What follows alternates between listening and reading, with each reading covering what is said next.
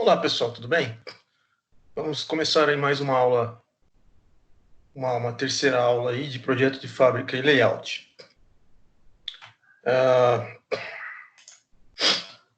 Nós vamos começar falando sobre a unidade 1, planejamento de instalações, definições e objetivos. Primeiramente, a gente vai definir o que é fluxo. Então, na definição de fluxo, vamos ler aqui, acompanhar. Os fluxos se referem aos percursos e às quantidades de matérias-primas, material de acondicionamento e embalagem, produtos semi-elaborados, produtos finais, informações, pessoas e veículos que percorrem as instalações produtivas. Bom, então, todas essas matérias-primas, materiais de acondicionamento, embalagem e outros itens aqui, eles percorrem um percurso. E esse percurso está relacionado ao fluxo. Ok? Então, uma coisa não está, está atrelada à outra, né? Aqui nós temos um exemplo de uma figurinha que ilustra uma pequena fábrica. Então, nós temos aqui a produção, em cima à esquerda, tem um operador que está trabalhando, tem acesso ao produto, né? Que está sendo produzido. Então, ele está aqui numa esteira e o produto ele passa por uma linha central. Então, ele tem um certo caminho que ele percorre. Esse caminho da matéria-prima, produto, etc., é o fluxo. Então, a matéria-prima vem, passa por essa unidade, passa pelo operador número 2, segue o fluxo de produção, passa pelo operador 3, continua seguindo o fluxo, chega até o operador número 4, e aí aqui o produto ele é finalizado. Ele pode ter uma derivação do fluxo, caso o produto tenha algum problema, então ele vai aqui para essa linha, que ele chama de linha de refúgio. Tá? E aí, se precisar de manutenção, ele vai para manutenção.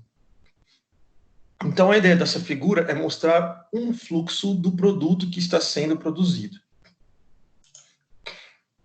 Aqui é um exemplo de fluxograma de produção de ração farelada e peletizada. Nós temos aqui, então, o item 1 chega ao recebimento de matéria-prima. Essa matéria-prima ela é adicionada num silo de armazenamento, aqui em 2. Depois ela passa para o item número 3. Desculpa, pessoal, voltando aqui. Ela passa pelo item número 3, que é a moagem. Depois nós temos aqui o item número 4, que é uma dosagem. O item número 5, que é a mistura. O item 6, que é a peletização. Peletização é a transformação de uma matéria-prima, como, por exemplo, uma quantidade de plástico em forma de... Tem, por exemplo, essa caneta, que está aqui comigo. Essa caneta tem um comprimento. Vamos supor que ela tivesse 5 metros de comprimento. Se eu for cortando ela em pedacinhos, vamos formar pequenos pedacinhos de plástico. Esses pedacinhos a gente pode chamar de pellets. Então, esse processo é chamado pelletização. Número 7, aqui embaixo, que é o resfriamento. Número 8, que é a parte de caldeiraria. E o número 9, ensaque e estocagem. Então, todo esse fluxograma de produção de ração farelada, ele segue um fluxo do produto que foi adicionado a esse fluxo. Bom, aí a gente tem aqui a definição de produção.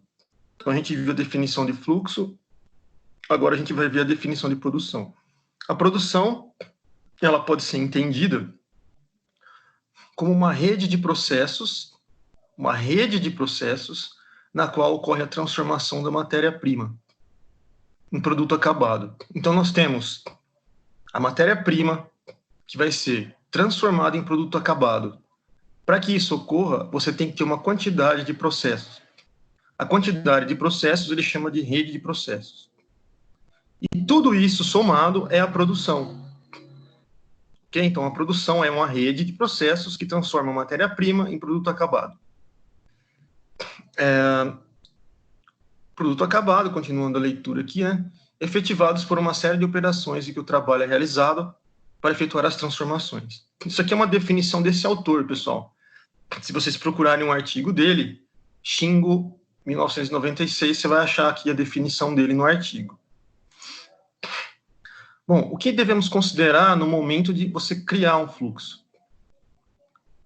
Um dos itens que a gente tem que considerar é o tamanho do lote. Então, aqui eu tenho uma figurinha que eu tenho, são tipos bandejas aqui, tá? São materiais metálicos, e eu tenho uma quantidade deles aqui que vai para um determinado lugar. Então, isso aqui, ó, uma quantidade de 20 ou 30 chapas dessa, eu fecho e coloco como sendo um lote. Esse lote sai daqui e vai para um determinado local que vai ser retrabalhado, ou algum outro processo vai ser adicionado nessas chapas. Então, o primeiro item que a gente vai considerar quando você for criar um fluxo é o tamanho do lote. O segundo é a unidade de carga. Então, a unidade de carga aqui, nessa figura aqui que a gente está vendo, são garrafas, por exemplo, de leite. Ok? Nessa figura, a gente tem unidades de garrafas, por exemplo, de Gatorade, suco, tá? Como uma unidade. O que mais que a gente considera no momento de criar um fluxo? A gente considera equipamentos e estratégias de movimentação de materiais. Nessa figura, que equipamentos que a gente utiliza? A gente utiliza esteiras, robôs para a movimentação da esteira, para a seleção, por exemplo, das laranjas aqui, para selecionar as laranjas que estão estragadas, modificação de direção de fluxo, por exemplo, as laranjas vão por esse fluxo central, essas duas colunas centrais de esteira, essas duas esteiras centrais, e aí elas saem dessas esteiras e vão para outras esteiras que estão conectadas aqui em 90 graus, com as esteiras principais, essas duas. Tá? Então, isso aqui é uma estratégia de movimentação de matéria-prima. Bom, uma coisa que a gente tem que considerar em fluxos, em instalações produtivas, é o fluxo de material que vai ser influenciado pelos acessos da edificação. Então, por exemplo, nessa figura eu tenho uma edificação, que é simbolizada por esse retângulo, e eu tenho, nessa edificação, tenho a entrada e a saída de material. Como que o fluxo de material vai influenciar, vai ser influenciado, né, ou vai influenciar nos acessos da edificação? Nesse caso, olha, o fluxo foi colocado da seguinte forma: entra um determinado produto aqui, que é o motor, ele segue pelo fluxo, tem alguns acondicionamentos ao longo do fluxo, e ele sai, o produto pronto, aqui pela saída. Então, a gente tem a entrada e a saída do mesmo lado. Então, esse formato gerou uma edificação retangular para a proteção do meu fluxo aqui, para a minha empresa, para a minha fábrica ser construída. Agora, se a entrada tivesse em outro local e a saída em outro local, a edificação iria ser modificada. Então, o fluxo de material, ele é influenciado pelos acessos da edificação. Então, depende de onde o acesso da edificação estiver, o fluxo de material vai mudar o formato da edificação. Vamos para frente aí. Então, portanto, o fluxo depende do quê? Do formato da edificação. Aqui, se eu tiver uma edificação que foi construída lá retangular, eu vou ter um fluxo que acompanha essa edificação. Se eu tivesse construído o fluxo antes no projeto do prédio, se eu soubesse de antemão o que seria produzido naquela instalação, antes de construir todo o prédio, eu poderia pensar nos fluxos e, a partir dos fluxos, construir a edificação. Isso seria uma forma mais inteligente de projetar a edificação, a partir do fluxo. Se eu tenho um fluxo aqui que é circular, a minha edificação vai ser, por exemplo, quadrada, e diferente desse formato, do formato 1 que a gente tem. Tá? Então, o fluxo interfere no formato da edificação.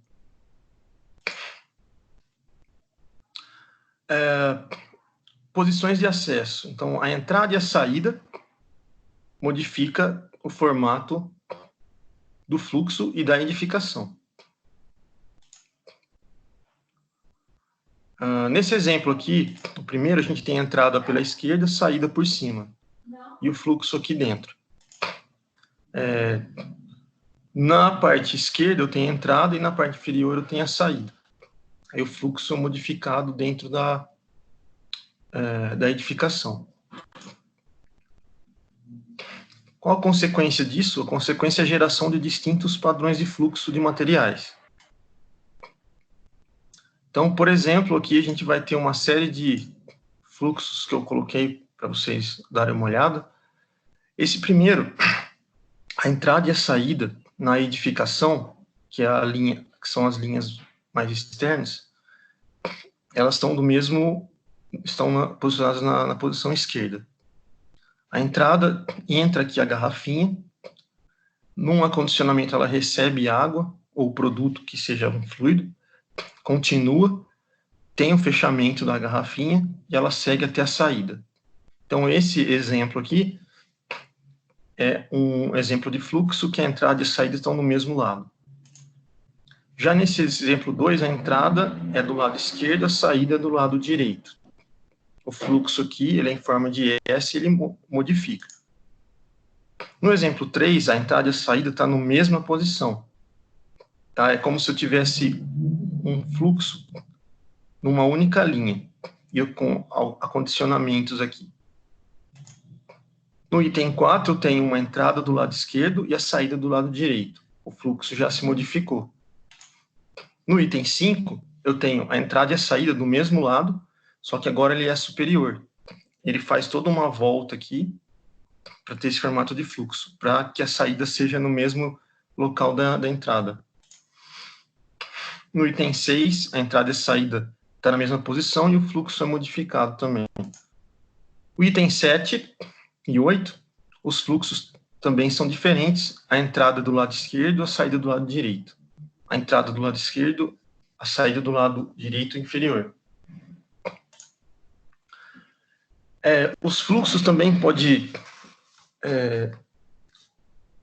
depender de alguns outros padrões, como localizações dos pontos de entrada e saída do fluxo. Então, por exemplo, se eu tenho aqui entrada e saída, tenho dois fluxos que são diferentes, olha, esse fluxo é diferente desse, na letra A, só que a entrada e a saída, elas estão no mesmo local. Entrada, saída, no mesmo local. Então, a gente considera esse fluxo como sendo no mesmo local, como sendo chamado de mesmo local. Se as entradas, têm dois fluxos diferentes, na letrinha B, mas as entradas, elas são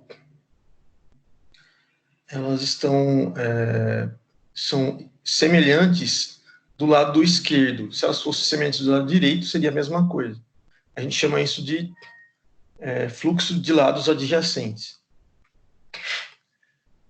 Por exemplo, se eu tenho fluxos de entrada e saída do lado esquerdo, os dois fluxos diferentes na letra C, mas eles estão do mesmo lado, do lado esquerdo, então a gente chama isso do mesmo lado. E por último, a gente tem aqui em lados opostos, a entrada de um lado, a saída de outro, em lados opostos. Então isso aqui a gente fala que é fluxo dentro de um departamento, considerando as localizações dos pontos de entrada e saída. Trajetos de fluxo. Bom, se eu tenho aqui etapas do meu processo produtivo, A, B, C, D, E, F, G, H. E essas etapas seguem uma única linha, a gente não tem nenhuma interrupção do fluxo, a gente chama isso de fluxo ininterrupto. Agora, se o fluxo ele é cruzado, tá, ao longo do desenvolvimento do próprio fluxo, a gente chama isso de fluxo interrompido. Tá? Então, fluxo interrompido, a característica é o cruzamento das linhas de fluxo. Aqui eu tenho um exemplo de dois tipos de fluxo, né? Então, fluxo por material é o exemplo que acontece em ferramentarias, e fluxo por clientes, que é o exemplo que acontece em supermercados. Fluxos em ferramentaria, a gente tem, por exemplo, uma área só, aqui eu tenho uma área da ferramentaria, eu tenho uma área só de tornos para usinagem de material, tenho uma área só de fresas para usinagem de material, tenho uma área só de tratamento térmico para mudar as características superficiais e internas do material, eu tenho a parte de furadeira para fazer algum acabamento, algum furo, tenho a parte de expedição e a parte de retífica para tirar algum erro superficial. E o recebimento. De acordo com o meu processo, eu posso, por exemplo, utilizar aqui um tipo de layout, que é, por exemplo, o X. Eu recebo o material, ele passa pelo fresamento, passa pela parte dos tornos, volta para o fresamento, vai para a furadeira, passa no tratamento térmico e sai pela expedição. Então, isso aqui é um fluxo que o material está seguindo, que vai ser produzido o produto. Já no fluxo de clientes, a gente tem aqui o cliente X, ele passa pela entrada onde ficam os caixas, faz a coleta dos seus produtos que ele quer comprar, ele tem acesso a todas essas prateleiras, e ao fundo ele tem acesso a essas partes, que é peixaria, açougue, padaria, etc. E sai pelos caixas. Então, isso aqui é outro tipo de fluxo. Esse aqui é um exemplo de fluxo que a gente tem produção de móveis, uma indústria moveleira.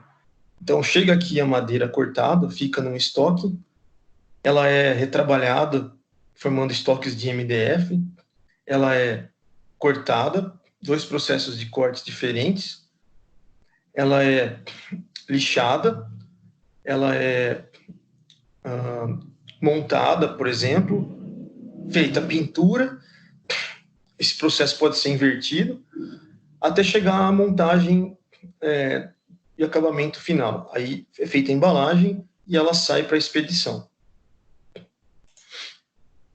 Esse tipo de fluxo aqui, fluxo de materiais de empresa de confecções.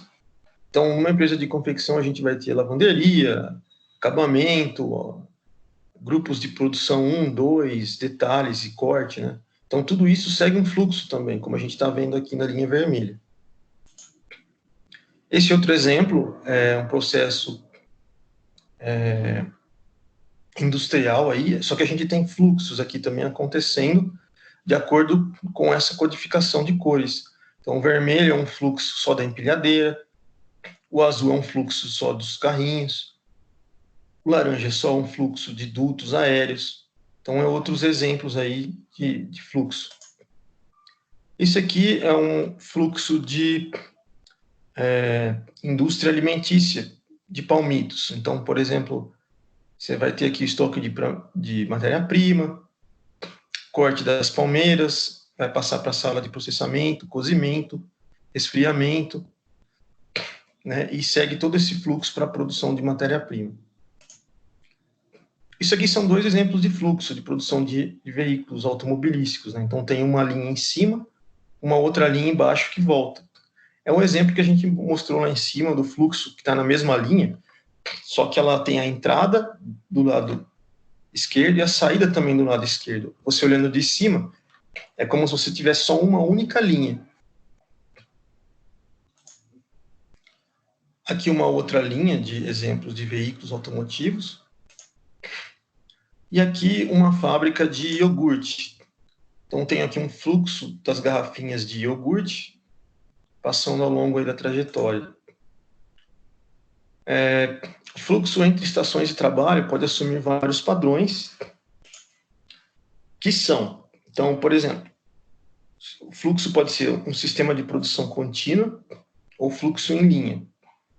Então, a gente tem uma sequência linear do produto sendo trabalhado. Então, eu tenho a etapa A, a etapa B e a etapa C.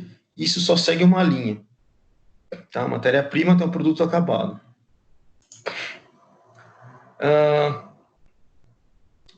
Eu posso ter um exemplo como esse, são a produção de motos, né? Então, tem aqui um fluxo linear. A escolha do tipo de fluxo vai influenciar na construção do prédio, como a gente já disse, né?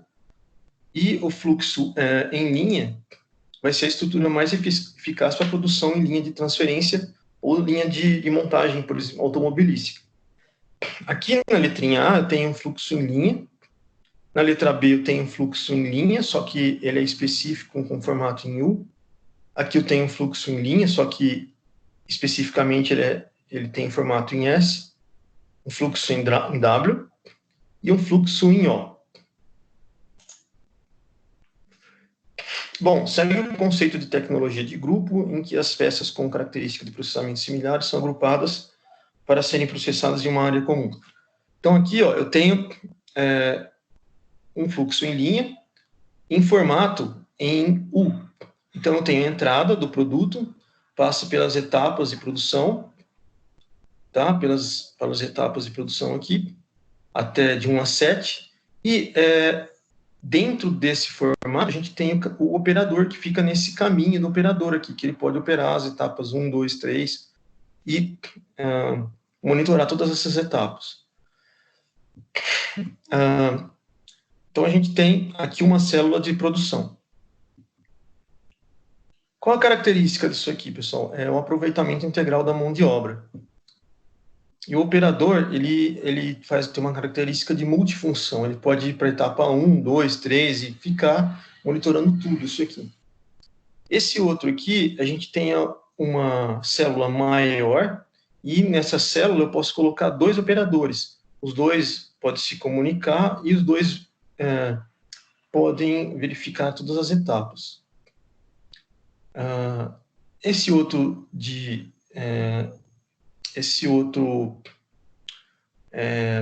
operação de linha em U, a gente tem aqui a entrada e a saída, que é o 10. E a gente tem uma configuração diferente, né? Foi aumentado aqui o tamanho do U, né? E tem uma conexão aqui entre as operações, tá?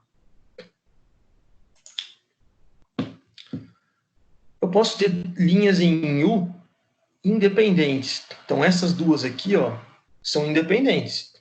Essa daqui, o operador 1 controla essas etapas, tá o fluxo aqui, e a segunda também, o operador controla essas etapas. Agora, essas duas em U, elas são dependentes, porque eu tenho o operador 1 aqui, operador 3 aqui controlando essa parte.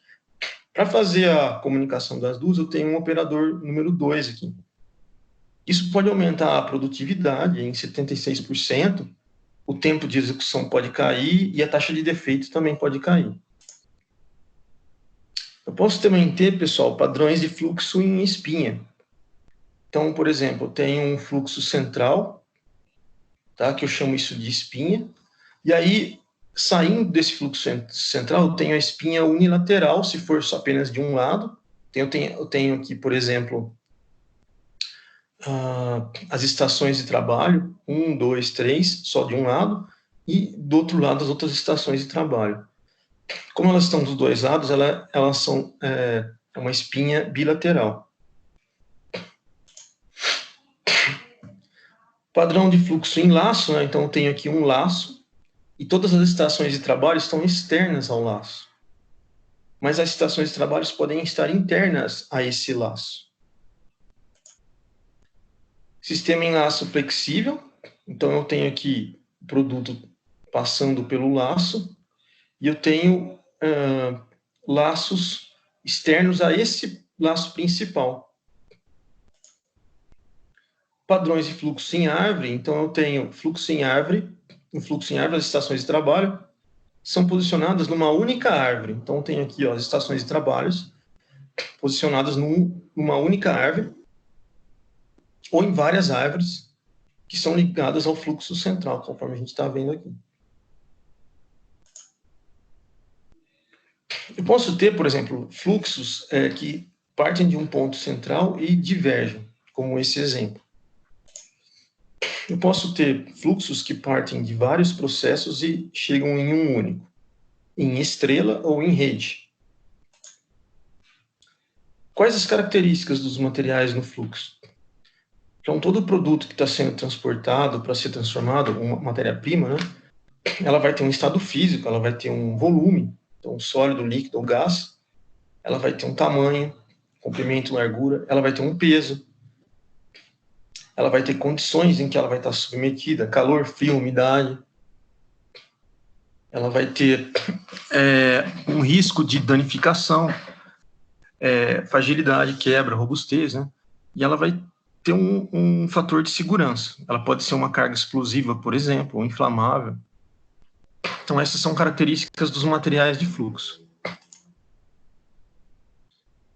Baseado nisso, a concepção conceitual de fluxo ela vai ser influenciada pelo tipo de sistema de manufatura que você utiliza. Aqui temos um tipo de sistema de manufatura, eu vou ter um conceito de fluxo.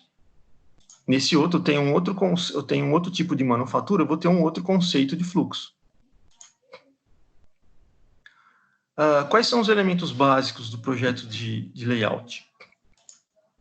A gente tem que sempre levar em consideração, para a produção de um layout, as atividades que vão ser desenvolvidas pela unidade produtiva, a especificação dos seus relacionamentos, os espaços que vão ser usados para a realização e as restrições existentes ao desenvolvimento do projeto de layout. Vamos responder duas questões, né? Quais atividades vão ser desenvolvidas na instalação produtiva? Quais atividades de suporte vão ser necessárias? Então, por exemplo, quais atividades que vão ser desenvolvidas nessa instalação aqui? Por exemplo, essa quantidade de funcionários vai ser responsável por armazenamento, pesagem, empacotamento, transporte e montagem de materiais. Então, todas essas tarefas vão passar por aqui. Quais atividades de suporte vão ser dadas a essas pessoas aqui, dessa fábrica, para a produção do material? Então, vão precisar de planejamento, cobrança, investimento, realização de reuniões, alimentação com energia e reserva de água. Tudo isso. Portanto, todas as atividades que serão feitas por aquelas pessoas na fábrica aqui, essas atividades vão ser reunidas numa única central, que são as unidades de planejamento de espaço. Então, numa empresa, por exemplo, metalomecânica, essas atividades de recepção de metal, armazenagem de insumos, vão caracterizar a UPE de armazenagem. Já a parte de furação, corte e dobra caracteriza uma UPE, uma célula de preparo de materiais. Então, a UPE, para a gente, vai ser uma unidade de planejamento de espaço que faz uma quantidade de tarefas que estão colocadas numa única célula. Para você construir tendo uma UPE, que é uma célula que faz determinada tarefa na empresa, eu vou ter várias células trabalhando na empresa, várias UPEs. Todas essas UPEs vão estar conversando entre si. Se elas vão estar conversando entre si, eu preciso definir os relacionamentos entre elas. Como que eu faço isso? Eu vou fazer esse relacionamento entre as UPEs ou células através de diagramas de relacionamento de atividades. Então, como que eu faço isso? Eu vou usar uma matriz como essa daqui. Então, nessa matriz eu vou ter várias UPEs nas linhas horizontais. Então, a primeira é a administração, a segunda estoque, eu vou até a 7. Como que é o relacionamento entre elas? O relacionamento eu coloco nas linhas em diagonal aqui, ó. Só que para colocar esse relacionamento eu tenho um código. Então, por exemplo, eu vou fazer o seguinte. Então, as letras A, E, I, O, U e X são os meus códigos. Então, A significa absolutamente necessário. Quando aparece a letrinha A aqui, no meu diagrama, significa que é muito importante que o relacionamento entre a higienização, por exemplo, e o evase, que é a conexão entre as duas, ó, é muito importante que tenha esse relacionamento entre as duas. Ou seja, eles têm que estar perto.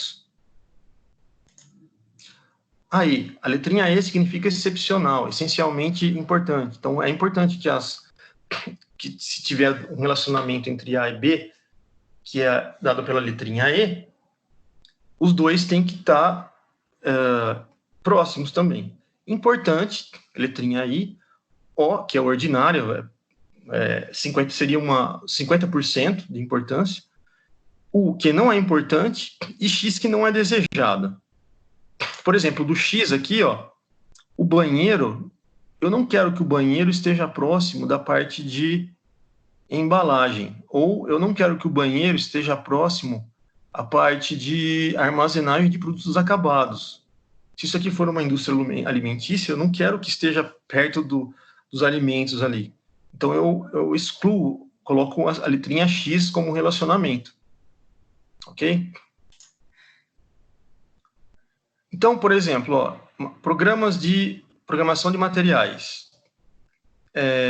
Nessa empresa, em relação à embalagem, qual que é a relação que tem que ter a programação de materiais com a embalagem? Letrinha I. É especialmente necessária, letra E. Então, a UPE, que é uma célula que tem uma certa área, vai estar próximo ao setor de embalagens? Vai, porque é especialmente necessária. Vamos ver aqui, letrinha U não aparece nenhuma. X também não aparece nenhuma. Vamos ver uma outra que tem... ver se aparece X aqui, nesse outro. Eu já dei esse exemplo. Esse daqui. Administração, ela tem que estar... vamos ver aqui a administração com higienização. Administração, eu sigo a linha da administração e cruzo com a linha de higienização, que é essa daqui, ó. Chego no 4. 1 e 4. Bom, eu tenho a letrinha U, que não é muito importante que a administração esteja próxima ao setor de higienização. Então, essa UPE, que tem uma certa área, ela não precisa estar próxima ao prédio da administração, pessoal. Então, quando eu for construir o meu fluxo, eu não vou colocar a área de administração perto da higienização. Tá? Eu posso colocar a administração...